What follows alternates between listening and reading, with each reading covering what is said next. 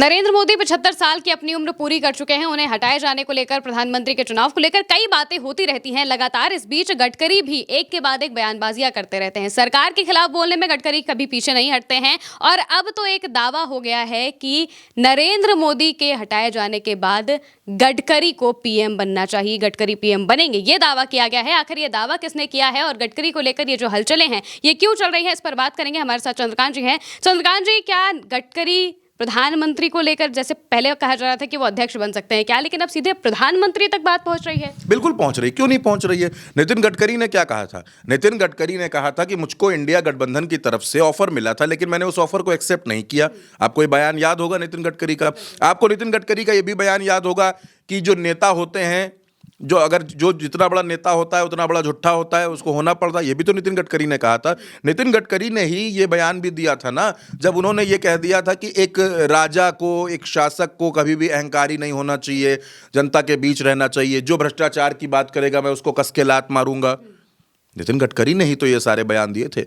नितिन गडकरी ने ही तो ये कहा था कि मैं अपने मंत्रालय में काम नहीं कर पा रहा हूं। नितिन गडकरी ने ही तो ये कहा था कि मेरे खिलाफ पैसे दे करके सोशल मीडिया पर कैंपेन चलाए गए। ये नितिन गडकरी ने ही तो कहा। नितिन गडकरी के ही बयान थे ये। लेकिन नितिन गडकरी की मैं बात करूंगा कि नितिन गडकरी को लेकर आपने जो सवाल पूछा प्रधानमंत्री को लेकर, मोहन भागवत का ये बयान देखिए आप। मोहन भागवत ये बात कहते हैं कि सरकार की गलत नीतियों की वजह से जेनजी नाराज हो जाते हैं। जेनजी के प्रदर्शन से अब संघ को भी डर लगने लगा है। कौन है जेनजी? जेनजी इसी देश के नागरिक हैं। जेनजी हमारे और आपके बीच के लोग ही हैं। क्यों आप डर रहे हैं? क्योंकि आपने नेपाल में देखा जो कुछ हो गया। मैं उस पर नहीं जाना चाहता। लोगों के अंदर अगर महिमा नाराजगी होगी तो वो नाराजगी जाहिर होगी। जेनजी अगर उत्तराखंड में सड़क पर उतर जाएं और वो ये कहें कि उनको नौकरी नहीं मिल रही, पेपर लीक हो रहे हैं, तो इसमें क्या गलत है? ये तो उनका गुस्सा है। लद्दाख में सोनम वांगचुक की गिरफ्तारी होगी, पूरे देश में लोग सड़क पर उतर जाएंगे और इस गिरफ्तारी को गलत बताएंगे, तो इसमें क्या गलत है? क्या सोनम वांगचुक के साथ सही हुआ इस देश में? क्या अन्याय के खिलाफ, क्या अपनी मांगों के लिए आंदोलन करना, अपनी आवाज उठाना गलत हो गया इस देश में? क्या सच को अब सच नहीं कहा जाएगा? मोहन भागवत खुद ये कह रहे हैं कि अगर सरकार की नीतियां गलत होती हैं, नीतियां हर किसी का ध्यान रखकर नहीं बनती हैं, तो लोगों के अंदर गुस्सा आता है। कौन है मोहन भागवत?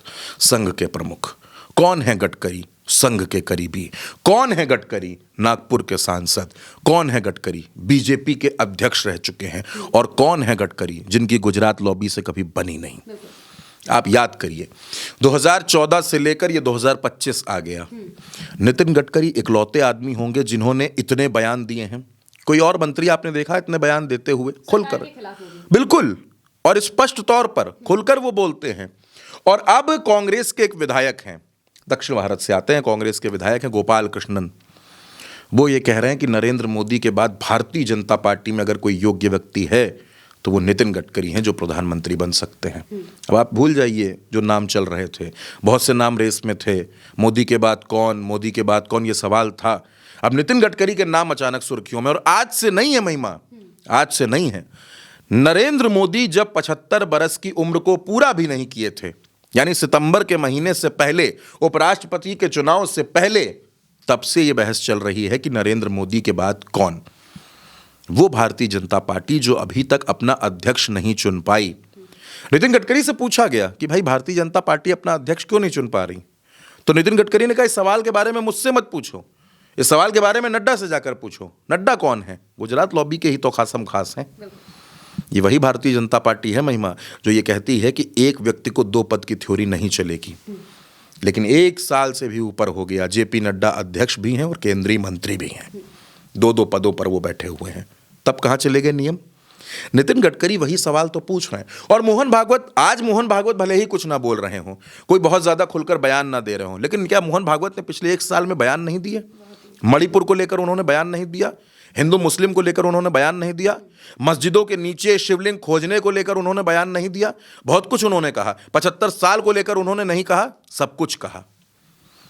नियम बना था कि 75 साल के बाद रिटायरमेंट हो जाएगा, लेकिन जब अपने पर नियम आ गया तो सारे नियम बदल दिए गए।